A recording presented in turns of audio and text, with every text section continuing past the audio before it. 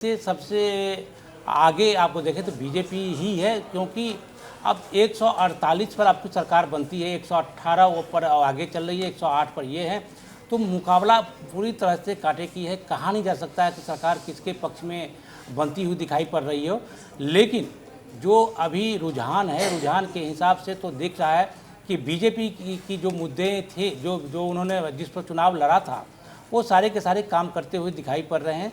हालांकि उस समय जब पिछले से हम लोग इस पर समीक्षा करते आ रहे हैं, तो ऐसा मान के चल रहे हैं कि जो टीएमसी की जो मजबूत जनाधार है वो गांव में है, कलकत्ता में है, और दक्षिणी जो परगना, उत्तरी परगना, इस सब में सारे के सारे टीएमसी की बढ़त तो वहाँ पर हमेशा से दिखाई पड़ी।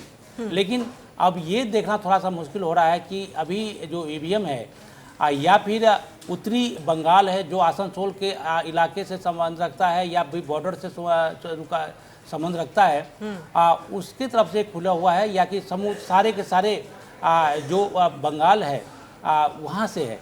तो ऐसे में अब जो भी हो, देखिए 121 आप बीजेपी और 106, यानी कि काफ़ी तेज़ी के साथ बीजेपी आगे बढ़ती हुई दिखाई पड़ रही है। और ऐसे में अब देखिए ढोल नगाड़े बजने तो ज़रूर शुरू हो जाएंगे आपको बीजेपी का ऑफिस में, लेकिन टीएमसी थोड़ी सी मायूस तो जरूर दिखाई पड़ रही है कि हमारे इसका उलट होना चाहिए। लेकिन अभी उनका कहना है कि अभी तो शुरुआती रुझान है और हम जरूर अधिक पीछे नहीं हैं। हो सकता है कि जल्दी से जल्दी हम उसको कवर कर लें। तो देखिए उस पर मुझे तो लग रहा है कि 1 घंटे में अभी आप देखिए 9:15 हुए हैं।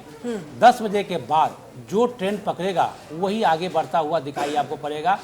कांग्रेस 2 सीट पर यहाँ पर आगे दिखाई पड़ रही थी, लेकिन अब फिर 1 सीट पर आगे बढ़ी है। तो मतलब ये है कि कांग्रेस अभी भी वही है जहाँ पर पिछले चुनाव में थी। हालांकि पिछले चुनाव में एक भी खाता नहीं खुला था, तो अभी तो रुझान है वो भी 1 पे। तो आगे क्या होगा ये कुछ समय के बाद दिखाई पड़ेगा।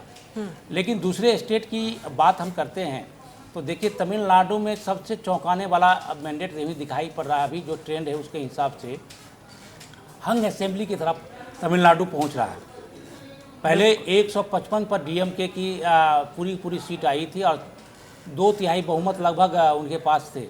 लेकिन देखिए डीएमके को सिर्फ 73 पर आगे और एआईडीएम पर 21 और टीवीके। ये सबसे चौंकाने वाली बात है कि एक्टर विजय जो उन्होंने दावे किए थे उससे बढ़कर उनके रिजल्ट आपको दिखाई पड़ रहे हैं रुझानों में।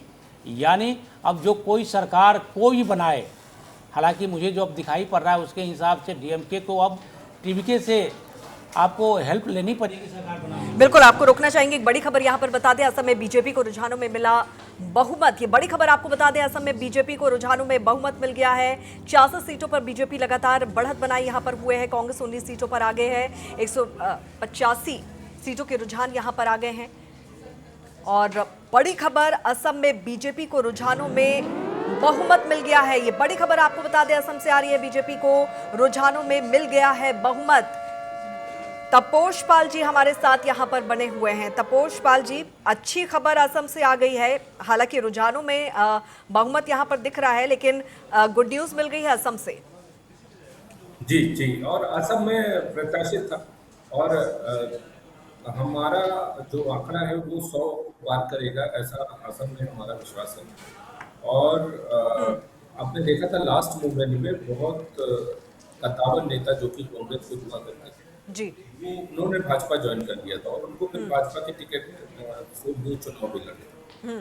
तो असम में हमारी स्थिति बहुत स्ट्रांग पहले से ही है और स्ट्रांग हुई है। वहाँ पे बोडोलैंड के जो कुछ ग्रुप्स हैं उन्होंने भी हमें समर्थन दिया और हेमंत बिश्व शर्मा जी जिस तरीके से वहाँ सरकार चला रहे हैं वो सबके सामने है। बहुत अच्छी सरकार होना चल रही है और भी सीटें आने की उम्मीद है क्योंकि 55 आप दिखा रहे हैं। अराउंड 100 क्रॉस करेगा ऐसा हमारा अनुमान है और कांग्रेस 10 के आसपास रह जाएगी ऐसा अनुमान है। बिल्कुल। जाकिया जी, कांग्रेस के लिए अच्छी खबर निकलकर कहीं से भी नहीं आ रही है। देखिए, कांग्रेस ने अपना दरअसल बहुत पहले से खो दिया है। खासतौर से स्टेट पॉलिटिक्स में उसे काफी सारी मेहनत करने की जरूरत है। तो सिर्फ स्टेट पॉलिटिक्स में जो स्टेट गवर्नेंस है उसके सहारे से अपनी जीत हासिल करने की कोशिश जो कर रहे हैं वो नहीं हो सकती, क्योंकि उन्हें अपने प्लेटफॉर्म को बनाने के लिए अभी अपनी जो कार्यकर्ता होती है उसको सम्मिलित करना, उसको एकजुट करना, उसको अपना विश्वास में ला।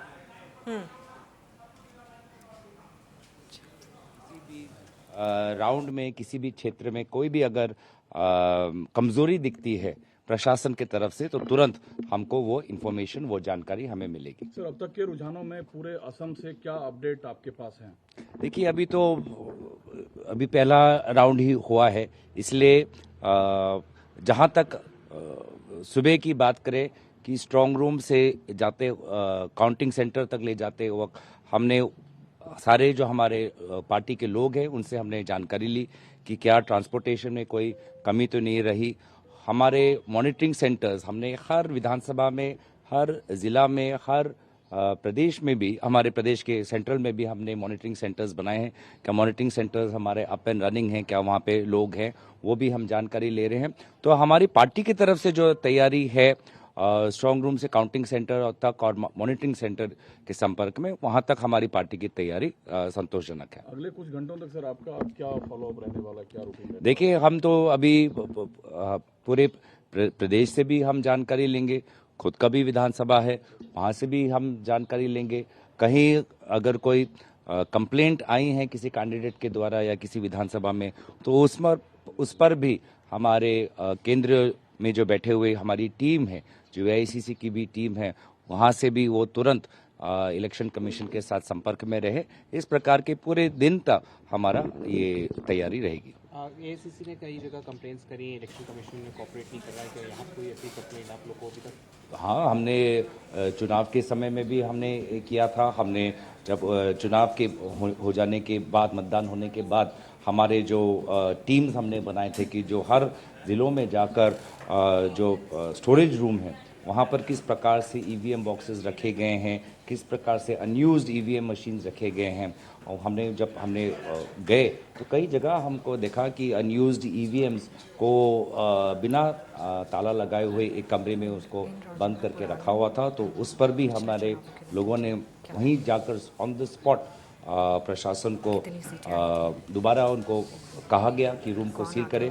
लेकिन ऐसी नौबत आनी नहीं चाहिए। हमारे जो CLP लीडर है उन्होंने भी देखा है कि कहाँ अनयूज्ड EVMs हो या स्ट्रांग रूम में जिस प्रकार की CCTV की मॉनिटरिंग हो, उन्होंने भी इंडिविजुअल ऐसे कुछ केसेस उन्होंने निकाले हैं।